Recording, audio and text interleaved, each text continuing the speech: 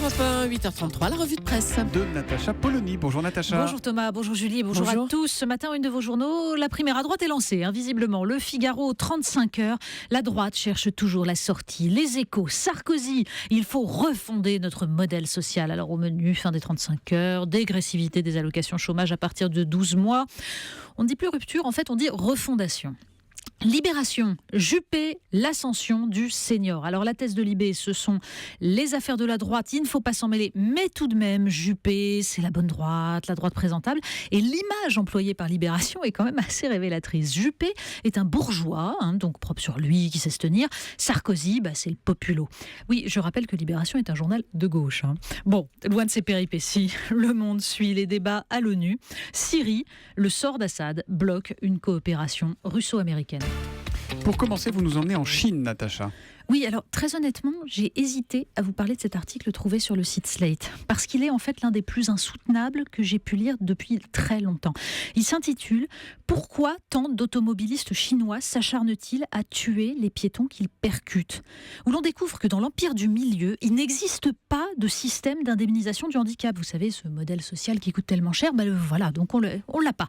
Donc, quand un piéton est percuté par une voiture, c'est l'automobiliste qui doit payer les frais pour le blesser, à vie. Alors que si le piéton est tué, il se contente de débourser une indemnité et les frais d'enterrement. Alors le résultat, jusqu'à présent on ne le voyait pas puisqu'il n'y avait pas de caméra de vidéosurveillance, pas de smartphone. Mais aujourd'hui les preuves sont là, les images, c'est par exemple celle d'une femme en grosse BMW qui percute un enfant de 2 ans, s'arrête, remonte dans son véhicule et l'achève en reculant 2 ou 3 fois. Alors voilà, il n'y a rien de plus à dire. Voilà, on parle également d'enchaînement pas facile de la situation dans le lycée en France. Oui, ça n'a rien à voir heureusement, alors que le Parisien consacre sa une au projet de réforme du brevet des collèges qu'il qualifie d'usine à gaz. Le reste de la presse revient sur le rapport de la Cour des comptes qui met en lumière l'inefficacité et le coût du lycée français. Faut-il se réjouir de voir arriver 80% d'une classe d'âge au niveau du bac, se demande Christophe Bonnefoy dans le journal de la Haute-Marne, quand le parcours s'avère ensuite extrêmement périlleux. Seuls 30% des étudiants réussissent en effet une licence en 3 ans. À peine 40% des bacs pro accèdent rapidement à un emploi permanent. Oui, le mirage en fait se dissipe malgré la fumée des usines à gaz. Pierre Fréhel dans Le Républicain Lorrain conclut: le baccalauréat offre seulement une illusion de réussite aux enfants de milieux défavorisés qui parviennent à le décrocher. Mais il ne représente qu'une séquence ordinaire dans la fabrication des élites sociales. Et tout en haut des élites sociales, il y a les énarques. Oui, puisqu'on parle de fabrication des élites sociales, c'est la une de l'Opinion ce matin. Énarchie et politique, la confusion des genres. Le journal en fait épingle le ministre de l'économie Emmanuel Macron, pourfendeur du statut des fonctionnaires, et qui incarne si bien ces élites formées aux frais de l'État, dans les grandes écoles, partis pantoufler et faire de l'argent dans le privé, puis revenus en politique, tout cela en gardant ce fameux statut de haut fonctionnaire. Le libéralisme et la prise de risque, c'est pour les autres. Alors on préférera lire dans le Figaro les pages débat qui s'intéressent justement à l'évolution du libéralisme. C'est une réflexion passionnante sur cette question, soulevée d'ailleurs par Emmanuel Macron. Le libéralisme est-il de gauche ou de droite ? Le philosophe François-Xavier Bellamy rappelle que la gauche est foncièrement libérale sur les questions sociétale, en ce sens qu'elle prône l'émancipation de l'individu, invité à revendiquer des droits nouveaux au nom de son intérêt égoïste.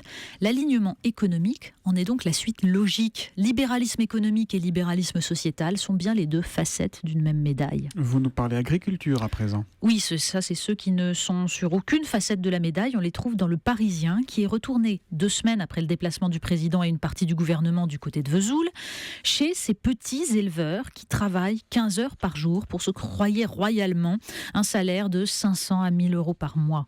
La rancœur est dans le pré, titre le journal. Ils ont l'impression, disent-ils, d'être toujours les derniers servis, de devoir aller toujours plus loin pour trouver un médecin, un coiffeur, une supérette. Alors savent-ils que la Cour des comptes suggère de regrouper les petits lycées pour économiser encore un peu plus ? Au pouvoir, dit l'un d'eux, on voudrait juste des gens qui ont déjà travaillé, qui comprennent de quoi on cause. On parle au sens propre de l'histoire stupéfiante du jour. Oui, ça c'est une page dans Libération. Un Calabrais de 11 ans met la mafia sur la braise. Gregorio Malvaso est le fils d'un patron de la mafia. Et après que sa mère a décidé de collaborer avec les procureurs, lui aussi a choisi de tout balancer. Les armes cachées dans la maison, la drogue dans le garage. Quand les policiers lui demandent « Mais comment sais-tu qu'il s'agissait de produits interdits ? Comment sais-tu qu'il ne s'agissait pas d'une tarte. Et le gamin répond tout naturellement, je pense pas qu'on cache une tarte dans un coffret d'autoradio. Le vice-maire de la ville ainsi qu'un conseiller municipal ont déjà été appréhendés. En fait, il faut se méfier, ça comprend tout, un enfant. Et il est question d'intelligence pour finir. Oui, alors ça, on nous annonce depuis quelque temps, vous savez, que l'intelligence artificielle menace l'humanité, que les robots vont prendre nos emplois. D'ailleurs, il y a déjà très longtemps qu'un robot avait battu Kasparov aux échecs. Mais en fait, Libération et le site Slate sont là pour nous rassurer. Figurez-vous que des chercheurs de Singapour ont étudié l'attitude d'un robot devant une chaise Ikea. Il a dû s'y reprendre à 3 fois pour enfoncer l'un de ces fameux, vous savez, les rondins de bois qu'on perd tout le temps, là, dans le trou qui lui était destiné, il n'y arrivait pas. Bon, notez qu'il n'est pas certain que nous-mêmes nous y arrivions. Non. Mais tout de même, Ikea sauve l'honneur de l'humanité. On pourrait d'ailleurs en faire une nouvelle épreuve au brevet ou au bac, l'assemblage d'étagères Ikea. Bon, pas sûr qu'on ait 80% de réussite. Pour moi, c'est raté, ça c'est sûr. La revue de presse de Natacha Polony tous les matins à 8h30 sur Europe 1. À demain, Natacha. À demain.